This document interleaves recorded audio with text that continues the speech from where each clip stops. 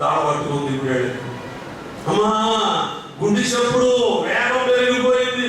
ఇప్పుడు ఈ ప్రజలందరూ ఏం చేస్తారు? ఇలా చూడాలి, ముందుకు ముందుకు ముందుకు వచ్చిన వాళ్ళు అందరూ ఉండు బాబు నన్ను వెనకాలని నేను వెనకాలను, నువ్వే ఉండు అన్నట్టు మారిపోయిందంట. ఎందుకో తెలుసా?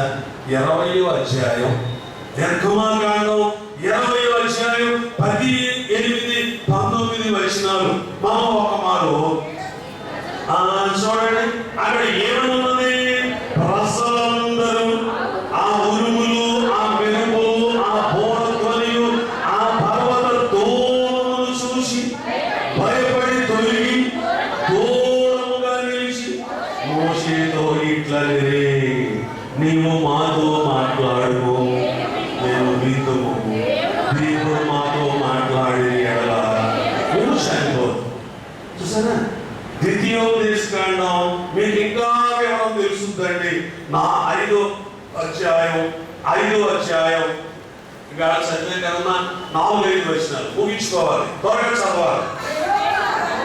అమ్మా, యెహోవా ఆ కొండ మీద అగ్ని మధ్య నుండి అమ్మా ముఖాముఖిగా, మీకు అర్థమైంది అమ్మ? నాకు అర్థమైంది, నాకు గుర్తుంది. మీరు చదవక్కర్లేదు కానీ అందరికీ తెలియాలని మీ చేత బడి చదువుతున్నాను.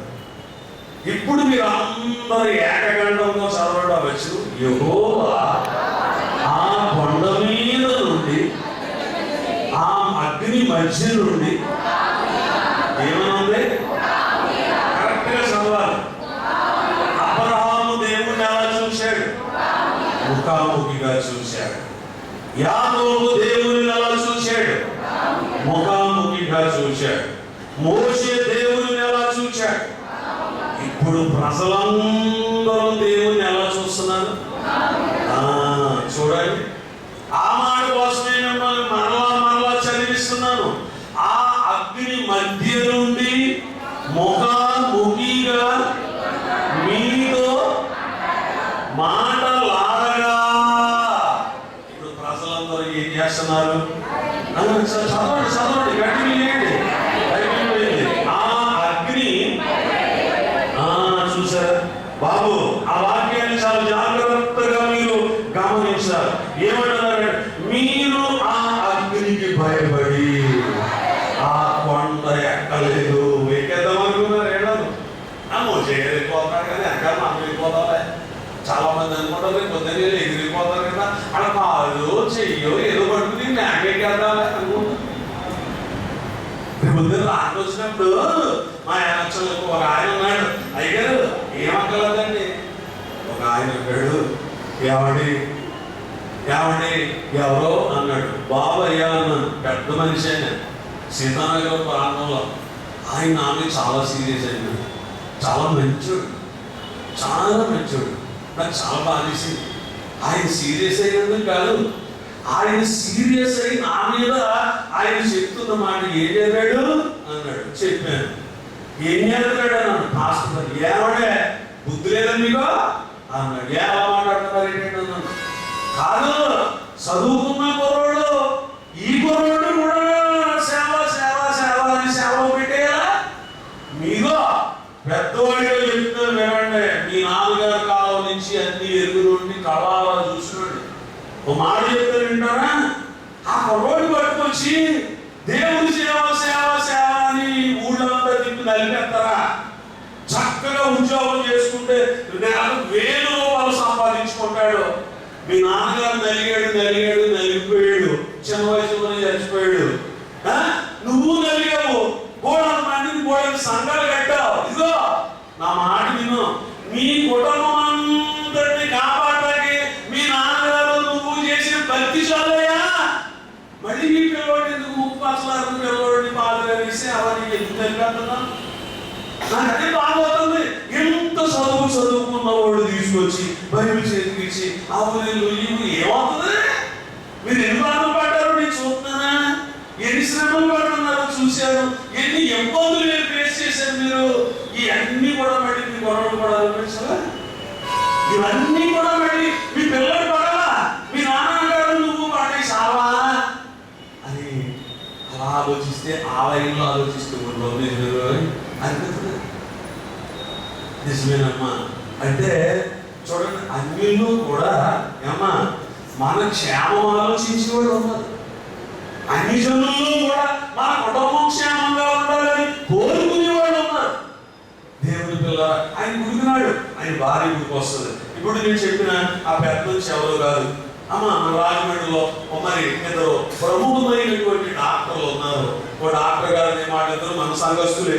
అమ్మ, ఒక ఆయన పేరు విజయ్ కుమార్, ఒక ఆయన పేరు సుబ్రహ్మణ్యం. అంచేత ఇలా చెప్తే మీకు తెలవదు.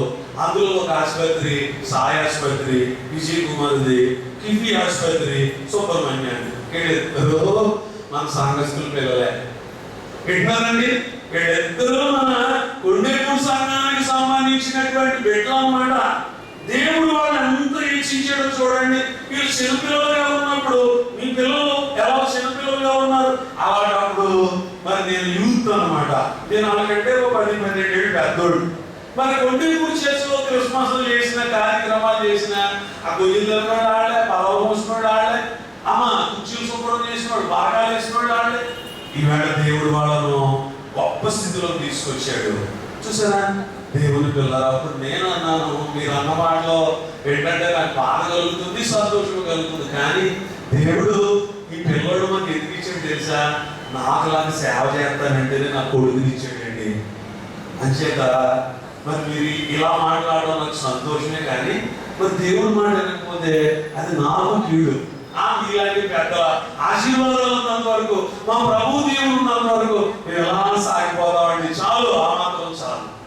ఏమో ఆలోచించుకో, ఏ అమెరికాలో పంపించేసి మరి అక్కడ సెటిల్ చేసుకుని మీరు కూడా వెళ్ళాలి ఎందుకంటే అంటాడు. చూసారమ్మా దేవుడి పిల్లల, ఇక్కడ ఇశ్రాయేలీయులు కూడా ఏమంటున్నారు, అప్పుడు దాకా చూద్దాం చూద్దాం చూద్దాం అని వెళ్ళినాడు అందరూ. కంటలు తీశారు. బాబోయ్, ఎదురుకి వెళ్ళామంటే, కోణ దగ్గరికి వెళ్ళామంటే చచ్చిపోయేలా ఉన్నాం. చూడండి, అక్కడ మాటలు ఇంకా చదువుతారా బాబు? ఆ మాటలు చదువుతారా నాయన? 4వ అధ్యాయంలో ఉన్న మాటలో ఏమంటున్నారు? మీరు ఆ అగ్నికి భయపడి కొండెక్కలేదు. యెహోవా కనుక యెహోవా మాట మీకు తెలియజేయటకు.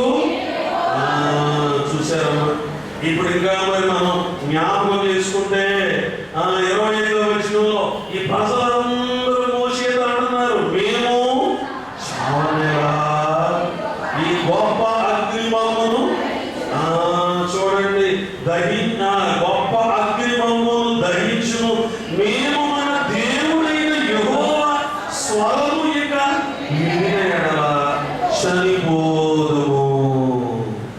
చూసారమ్మా, అయ్యా మోషే ఏదో ఏదో ఏదో అనుకున్నాం. ఆయన దిగొచ్చినప్పుడు వెంటనే ఆ బోధనకి ఒళ్ళు జాదరించిపోతుంది, శరీరం అంతా షేక్ అయిపోతుంది, చచ్చిపోతాం. కానాల్లో ఇక్కడే మేము చచ్చిపోయేలా ఉన్నాం. ఆ అగ్ని చూస్తూ ఉంటేనే అయిపోయేలా ఉన్న పరిస్థితి. ప్రియులారా, చూసారమ్మా, ఇప్పుడు ఇశ్రాయేలీయులు మోషేతో అంటున్నారు, నీకు నమస్కారం చేద్దాం, మా అందరి బదులు నువ్వు వెళ్ళి విను, దేవుడు ఏం చెప్తాడో అది మాకు చెప్పు, మేము నీ మాట వింటాం. అందుకే యోబు భక్తుడు అంటాడు, ప్రియులారా, అందుకనే ఇశ్రాయేలీయులు దేవుని ఎడల అంత భయభక్తులు గలవారు కనుక వారు వారి దేశము ఆశీర్వదించబడి ఉన్నతంగా హెచ్చించబడ్డారు. యోబు గ్రంథం త్వరగా ముగింపు వచ్చినారు. యోబు గ్రంథం ప్రియులారా చూడండి, మరి ఇప్పుడు ఇక్కడ 2-3 వచనాలు మనం చదువుకుందాం. అందులో మొదటగా లోకులు అంటారంట, బాబు నామకార్థ క్రైస్తవులు అంటారంట, మహిమ అంతస్తు కోరని విశ్వాసులు అంటారంట. 34:9 చదవండి యోబు గ్రంథం. నరులు దేవునితో సహవాసము చేయుట వారికి ఏమాత్రమును ప్రయోజనకరము కాదని. ఇలా ఉంది కదా, పౌలు గారు ఏమన్నాడు? నరుల్లో ఎవరో దేవుని ఎప్పుడు చూడలేదు, ఇప్పుడు యోగతో వారిచి ఆయన ఏమంటున్నాడు? నరులు దేవునితో సహవాసము చేసిన చదవాలి బాబు, ఒకసారి మళ్ళీ రిపీట్ అవ్వండి ఒకసారి. నరులు దేవునితో సహవాసము చేయుట వారికి ఏమాత్రము ప్రయోజనము కాదని దేవుడికి జీవించబడి వచ్చేది. అంతేగాని ఎక్కువగా ఆయన సహవాసంలో మనం ఉంటే ఎలా అంటే చేయలేము. ప్రార్థన సన్నిధి అలవాటు వెళ్ళాలి, వాక్యం వినాలి, మన కానుకలు ఇచ్చేయాలి, మన సమస్యలు చెప్పుకోవాలి, ప్రార్థన చేయించుకుని వచ్చేయాలి, దీవించబడాలి, వృద్ధిలోకి రావాలి. ఎందుకంటే దేవుడు అని ఆయన సహవాసం ఆత్మానం కూర్చుంటే ఎలా కుదురుతుంది? చూసారు, నా సహవాసం లేకపోతే నీ అంతరంగం ఏంటో ఆయన అంతరంగం ఏంటో అర్థం అవ్వదు. ఒకరి అంతరంగాలు ఒకరికి అర్థం అవ్వాలంటే ఎక్కడికి రావాలి? దైవ సహవాసంలోకి రావాలి. శ్రమపడి ఆయన సహవాసంలో ఉన్న యోబు ఏమంటున్నాడు? యోబు గ్రంథంలో మరో మాట చదువు బాబు. యోబు గ్రంథం 22:21 త్వరగా. ఆయనతో సహవాసము చేసిన ఎడల నీకు సమాధానం కలుగును, నీకు మేలు కలుగును. శ్రమపడిన యోబు ఏమంటున్నాడండి? అమ్మా నువ్వు అల్ల మాట పొరపాటయ్యా, నరులు దేవుని సహవాసం చేయడం నరులకు మంచిది కాదు అన్నావు కదా, అది నువ్వు అన్నమాట తప్పు. యోబు అంటున్నాడు, నరులు ఆయనతో సహవాసము చేసిన ఎడల నీకు సమాధానం కలుగును. తర్వాత నీకు ఎలాంటి మేలు కలుగుతుందంట. లాస్ట్ గా ఒక మాట చదవండి, 29 తీయండి, అందరూ చెప్తాను, మీరు తీసేదే చెప్తాను. 29 యోబు గ్రంథం 29 తెరిచారండి. ఇంకా చెప్తున్నారు 6వ వచనం చూడండి. నేను పెట్టిన అడుగెల్లా గోతులో పడిన పొయ్యే కదండి. పైన సోదరులు బాబు ఏమంటున్నాడు ఆయన? యోబు గారు, నేను పెట్టిన అడుగెల్లా ఎక్కడమ్మా? నేతిలో ఏం బాగుంటాయంట? నేతికాలు తిన్నారా మీరు ఎప్పుడన్నా? నేతికాలు చూడండి, సబ్బొచ్చి బాధపడుతుంటే అమ్మగారి దగ్గరికి వచ్చాడు. అమ్మగారండి అమ్మ అయ్యగారికి అస్సలు నూనె ఎక్కకండి అన్నాడు. ఏ అమ్మ మరి ఎలాగా? అన్నీ కూడా నేను 3 నెలలండి మొత్తం నేతి పచ్చి చెయ్యాలండి. మీరు ఏది పెట్టినా నీతితోటే చెయ్యాలండి, నీకు కాకుండా ఇంకేం వేయకూడదండి అన్నాడు. ఇంకొక చూడండి బాబు, మీరు అస్సలు ఏమి తినకండి, తింటే మళ్ళీ తేడా వచ్చేస్తాయి అన్నది ఆవిడ. అంటే ఆ ఉద్దేశం ఏంటంటే పచ్చి కూరలు తప్ప పచ్చాలు తప్ప ఇంకేం తినవద్దని. ఆ మాట చెప్తాకి ఏమంటుంది? అస్సలు ఏం తినమంటే తినకపోతే ఎలాగైనా అదే బాబు మరి కప్పు పడి తినేశారు అనుకో, తినబెట్టేస్తే బాబు అస్సలు తినకూడదు.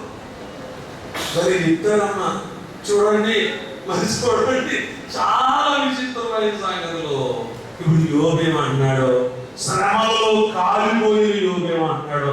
నేను పెట్టిన అడుగెల్లా గోతిలో కాదు, ఎక్కడ? నేతిలో పడిను. అమ్మ బండ నుండి నా నిమిత్తము నూనె ప్రవాహముగా మారెను. మరణత బండ నుండి ఇశ్రాయేలీయులకు ఏమొచ్చింది? నూనె వచ్చిందా? బలికోడే బండ నుండి ఏమొచ్చిందమ్మా? నీళ్లు వచ్చింది. యోబు గారికి ఏమొచ్చిందంట? నూనె. సమృద్ధి.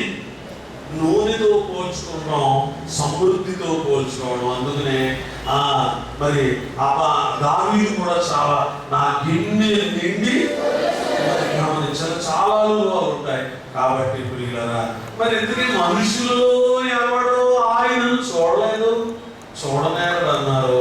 ఎందుకు? దీన్ని బట్టి మీకు అర్థమయ్యేది ఏంటి? చూస్తాడా? చూడ. మనుషులకు దేవుడు కనబడతారా? కనబడరు. మనుషులు లోకానుసారులుగా ఉంటే కనబడరు. మనుషులు భక్తులుగా మారితే ఆ భక్తులకు దేవుడు కనపడతాడు. చూసారమ్మా, గమనించాలి ప్రియులరా.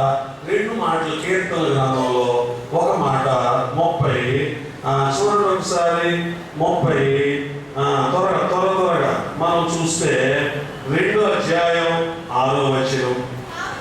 కావున నీ దర్శన కాలమందు భక్తి గలవారందరూ ప్రార్థన చేస్తారు. 16వ దావీదు కీర్తన 3వ వచనంలో దావీదు అంటాడు, భూమి మీద ఉన్న భక్తులే శ్రేష్ఠులు, కేవలం వారు నాకు ఇస్తులు.